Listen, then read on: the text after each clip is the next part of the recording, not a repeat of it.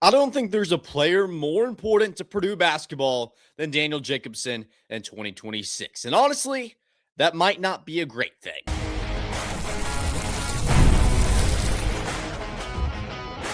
You are Locked On Boilermakers, your daily podcast on the Purdue Boilermakers, part of the Locked On Podcast Network, your team every day.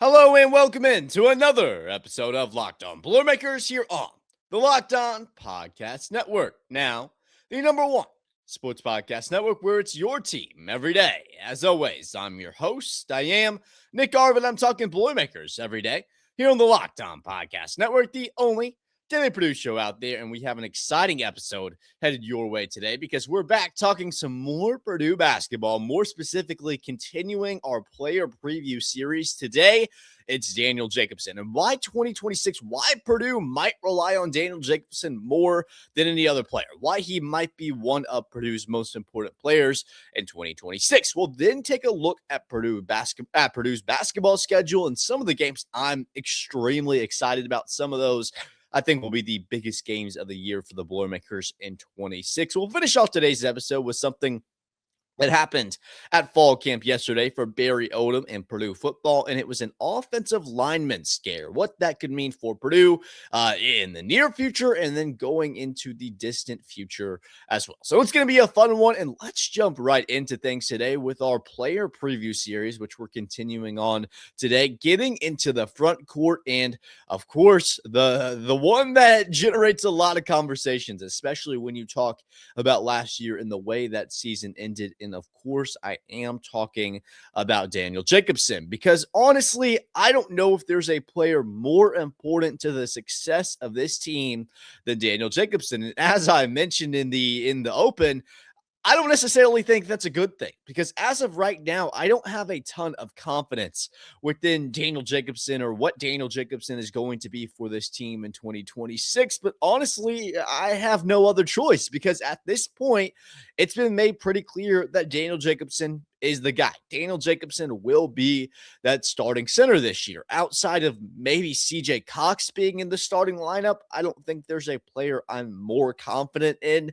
that they will be a starter come season start than Daniel Jacobsen. That's just the reality of the situation. That's just the way I see it. And concern really starts when you look at Jacobsen last year, the way that season kind of ended. You look at the game log and then down the stretch of the season, Ohio State, 4 minutes played, no points. 5 minutes against Northwestern, no points. You got 10 against Northwestern, 5 points. 4 against Nebraska, 2 points. 9 against UCLA, 4 points. 3 against Michigan, 0 points. Like that was just kind of a consistent thing last year for Jacobsen where he got into the game and then defensively just wasn't physical enough to be able to compete, wasn't physical enough to stay on the floor and be that competent center against starting caliber centers within the Big Ten. And newsflash for you, that's who Daniel Jacobsen is going to be facing off against in 2026. So this offseason, it's pivotal for Daniel Jacobsen to kind of get ready for this season, to prepare, to build up some size and strength and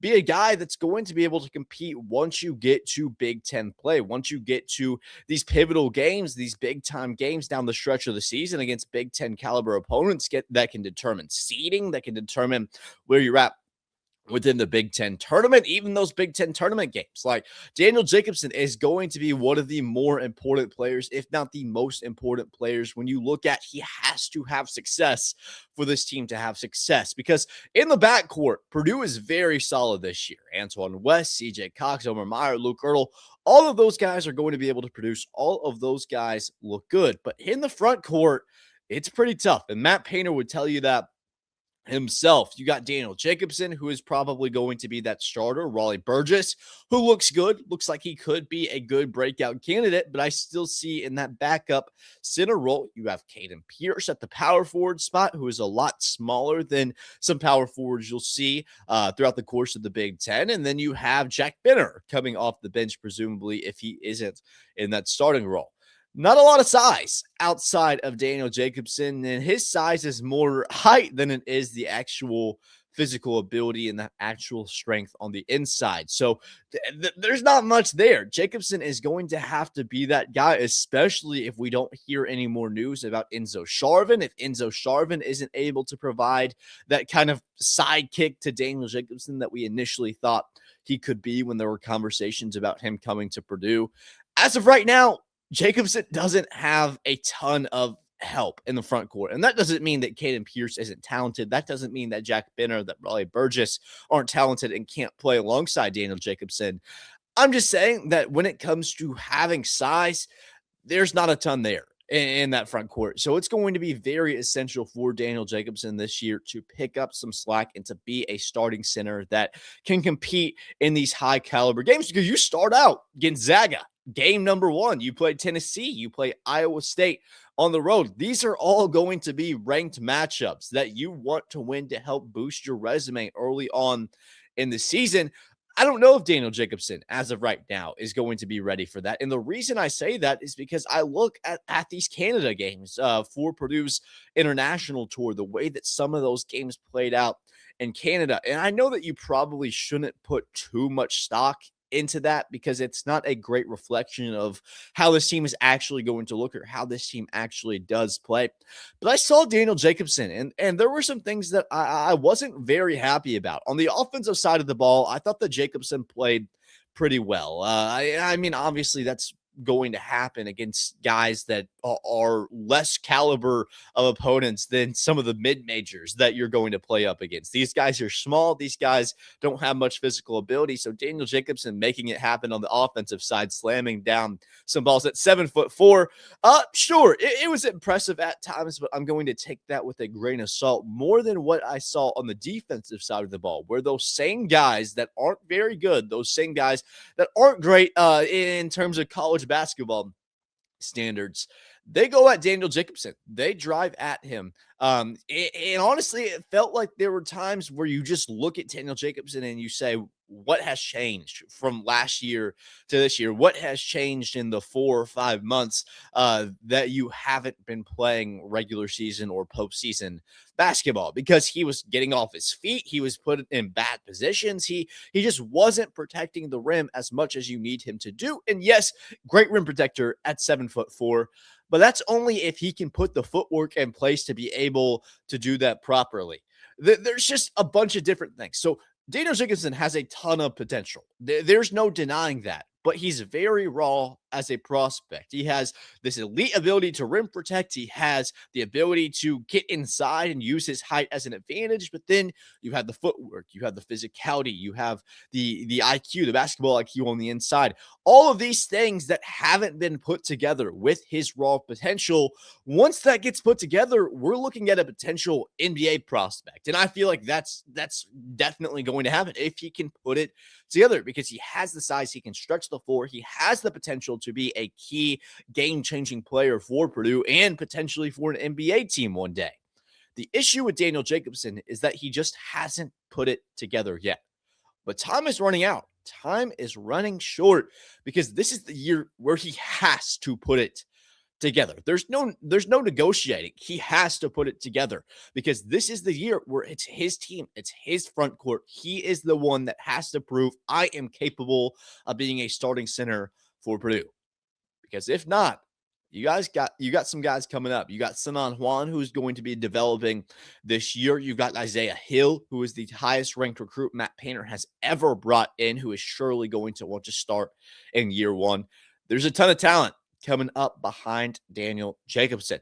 So this is the year he has to prove it, not just for himself, but for Purdue basketball as well. If Daniel Jacobsen isn't on, if we see the same Daniel Jacobsen as we saw the back end of last year, just being quite frank with you, Purdue basketball is going to be in a bad spot, because you can have all the guards you want. You can have all the success in the backcourt you want. But if you don't have any success, if you don't have any production in that front court, and if you're getting beat on the defensive side consistently in that front court, letting up easy baskets at the rim, you're going to be in for a long season. That's my biggest fear right now for this program, is that Daniel Jacobsen isn't going to be the guy this year, and we're going to be in a tough spot. But I guess let's see how things play out. Let's see how the rest of the summer goes, because I don't want to judge anyone just based off a few plays in Canada, albeit it was a little bit concerning for me. And he's going to need it to be good to start out the season, because there are plenty of big games this year for Purdue. Non-conference, conference games. We're talking about that coming up here next. The biggest games for Purdue, the games I want to see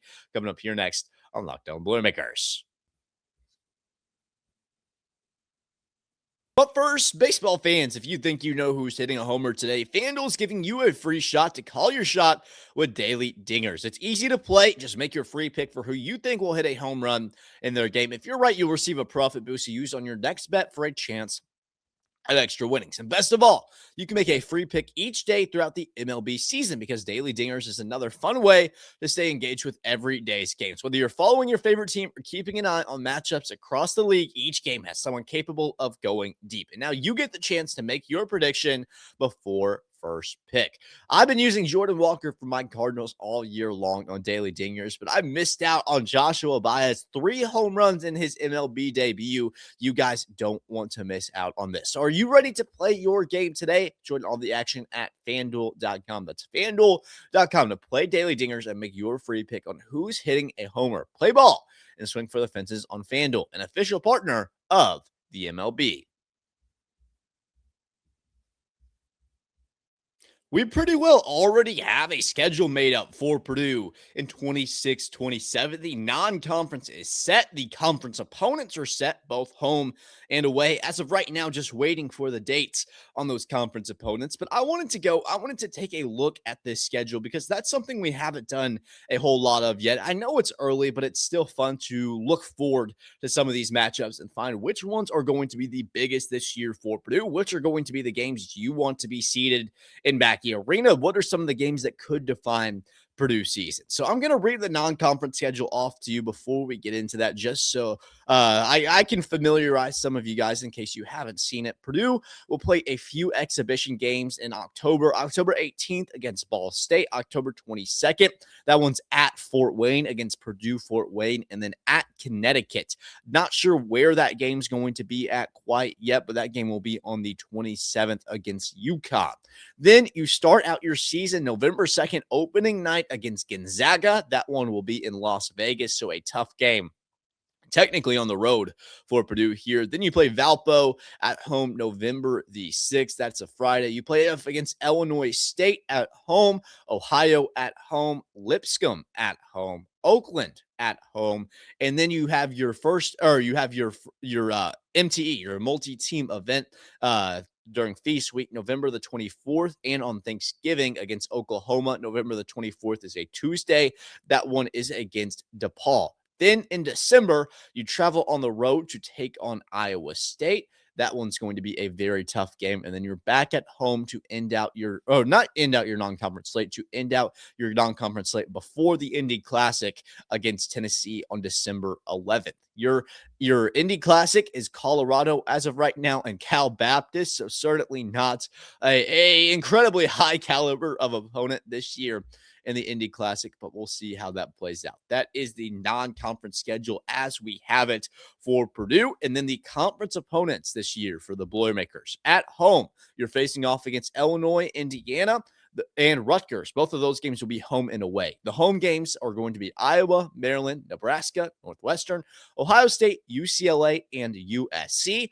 On the road, it's really tough this year for Purdue. You got Michigan, Illinois, of course, as I mentioned, Michigan State, Minnesota, Oregon, Penn State, Washington, and Wisconsin. Playing on the road at Wisconsin is very tough. Michigan will be good again, even with Dusty May gone, in my opinion. We'll see how good that team is. As of right now, I think Illinois is probably the best team in the Big Ten. Playing on the road at Michigan State is tough. So just a lot of tough matchups on the road this year for Purdue.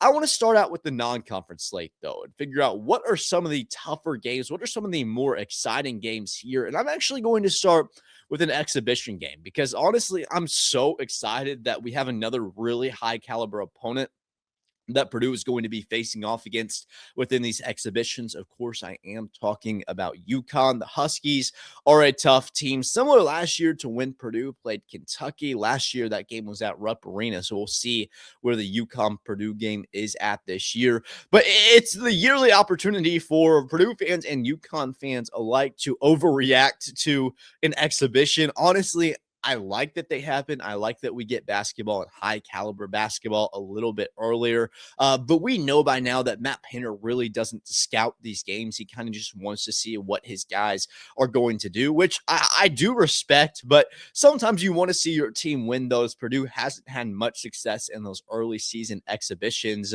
In recent history, we'll see if that changes up against a UConn team that beat Purdue in a national championship, if there's anything to that. But this is just a fun opportunity before the season starts to play against a high caliber team and, quite frankly, get prepared for Gonzaga the following week, because on November the 2nd, things start up for Purdue. Opening night, I don't like this game being in Las Vegas because it's a much easier trip for Gonzaga fans to make it from Washington to Las Vegas than it is for Purdue fans to make it from West Lafayette to Las Vegas. Yes, I know there are Purdue fans everywhere, but I'm sure that there will likely be more Gonzaga in attendance than there will be black and gold. Could be wrong, and I would be very happy if I was wrong. But to open up with a game like Gonzaga, this is going to be really fun. And the big thing I want to mention is, yes, Gonzaga is going to be a good team. They lose Graham Ike, but they bring in Masam Diop from Arizona State. They keep Braden Huff. They keep Davis Fogel. They keep Mario Sant-Superi,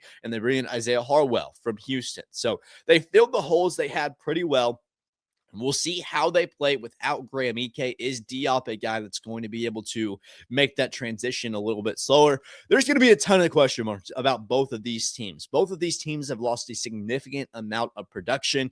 So I want to say this. The way these teams look on night one, whether it's a Purdue loss or it's a Purdue win, this isn't going to be reflective of the way that these teams look down the stretch of the season. And that's the truth for every team starting out the year, but more so for Gonzaga and Purdue, because both of these teams are trying to figure out who they are, what's new, what are we going to do.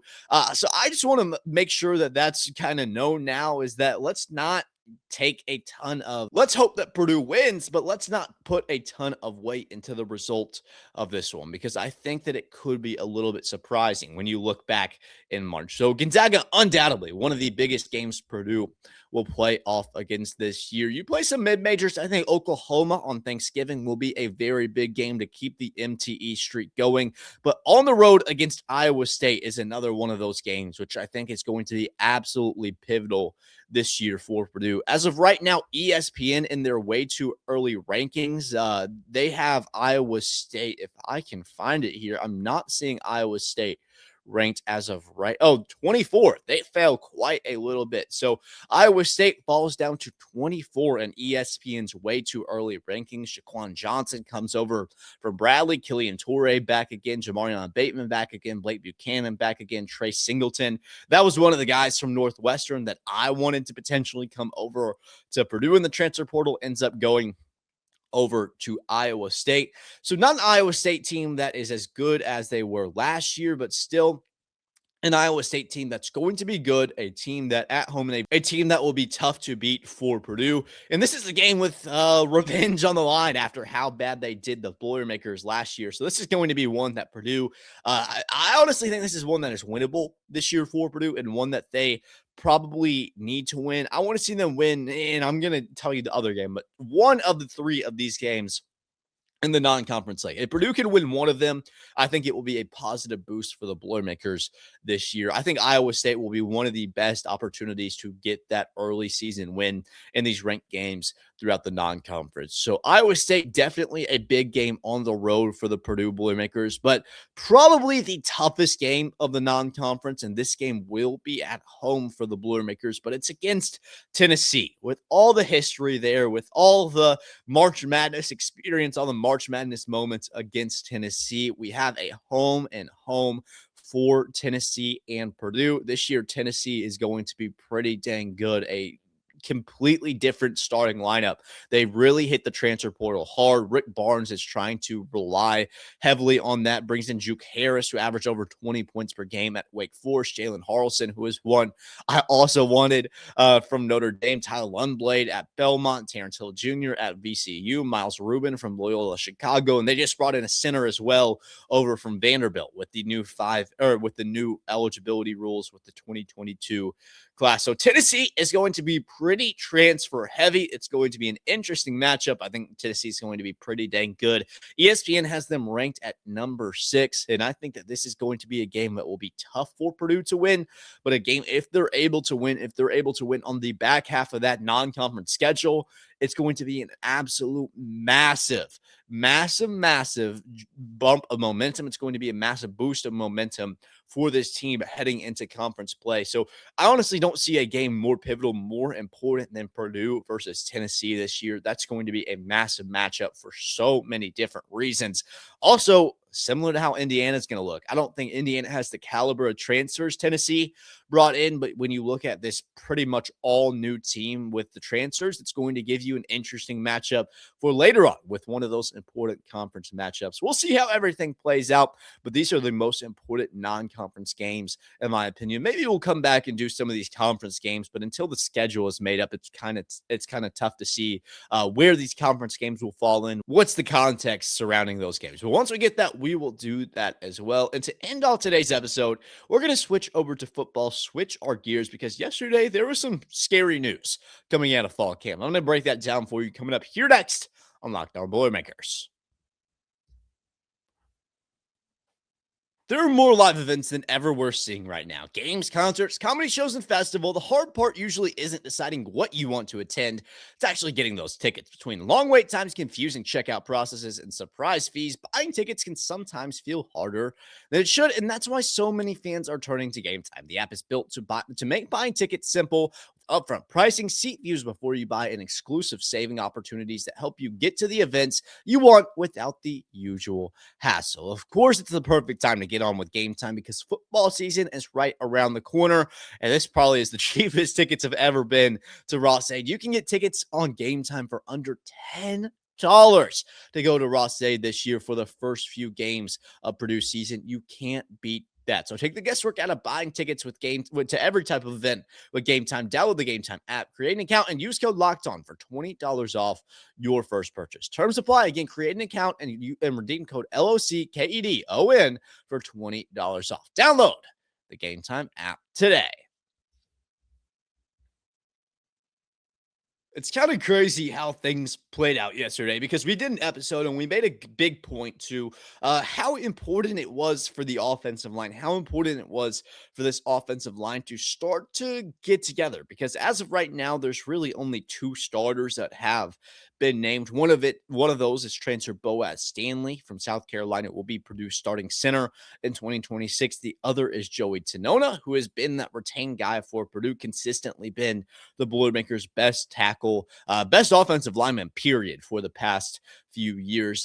So that's what made it so crazy yesterday. That during filming, there was a news story that came out that Joey Tanona suffered an injury yesterday at fall camp. And now the injury, thankfully, was just a sprained ankle. So he should be back, I would think, before the season starts against Indiana State. But it brought up a bigger concern for me this year and something a little bit more I wanted to talk about, because although Joey Tanona avoided catastrophe or avoided something bigger, and that would be catastrophe this year for Purdue if Joey Tanona does go down, I think it more so made me think about the depth that Purdue has this year, because although you would never want to lose Joey Tanona, I think that would hurt more than anybody else on the offensive line.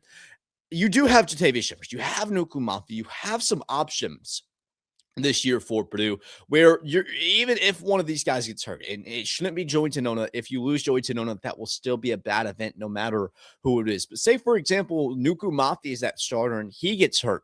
Well, then you have Jatavius Shivers who can fill in. Or say it's one of these interior linemen that gets hurt. Well, you have 2 USC guys you can throw in there.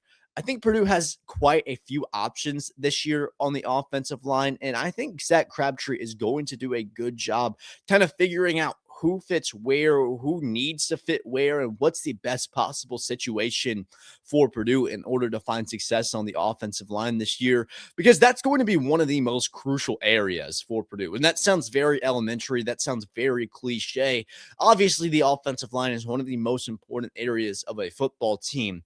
But for Purdue to do what they want to do this year, and that's run the ball at a really high level, give Ryan Brown enough time where he's not having to force throws and turn those into interceptions, you have to have an offensive line that's capable of producing at a high level, and an offensive line that's capable of protecting your quarterback and making that run game work, quite frankly, because it hasn't been amazing the past couple of years. And I don't fault the backs. I don't think Devin Mockabee or Antonio Harris are really to blame for that last year. Just not a whole lot of opportunities to find success for this team as a whole in past years. So the offensive line has to be better. Joey Tanona and the injury just kind of made me think a little bit more about this. Obviously, it sucks that he sprained his ankle, but avoiding catastrophe, avoiding something much bigger is definitely a positive note as of right now for Purdue. You don't want injuries to ever happen, but I feel at least a little bit more confident that if one of those injuries do happen outside of a Boaz Stanley or a Joey Tanona,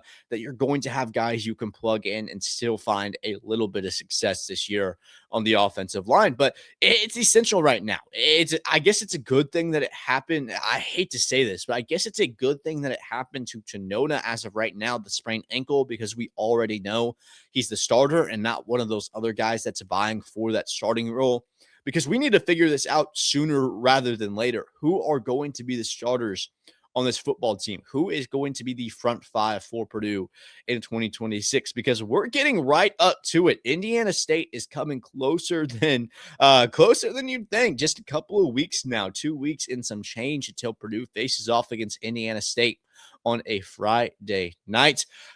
I don't know, man. We'll see soon. I still think that it should be Nuku Mafi and those two USC guys that are going to start up, but I want that to get figured out because I think it's one of the more crucial things that Purdue still has left to work out in terms of position battles and whatnot. But Joey Tanona injured, sprained ankle, but he seems to be okay. Seems like he will be back for week 1 against Indiana State. Avoiding disaster, that is a positive for Purdue. But that's all I got for you guys today. It's a big year for Daniel Jacobsen. He has to produce in 2026. I told you some of the biggest games, including the biggest non-conference games. And of course, Joey Tanona had a bit of a scare yesterday at practice, but he seems to be good to go for the regular season. So thank you guys for watching another episode of Locked On Boilermakers. If you're watching on YouTube, make sure you like, subscribe, comment. All that really helps out the channel. And if you're listening on Apple Podcasts, whatever your preferred podcast platform is, make sure you leave 5 stars. That also really helps us grow the show. So thank you guys for watching again today. And until tomorrow, as always, boil up, hammer down.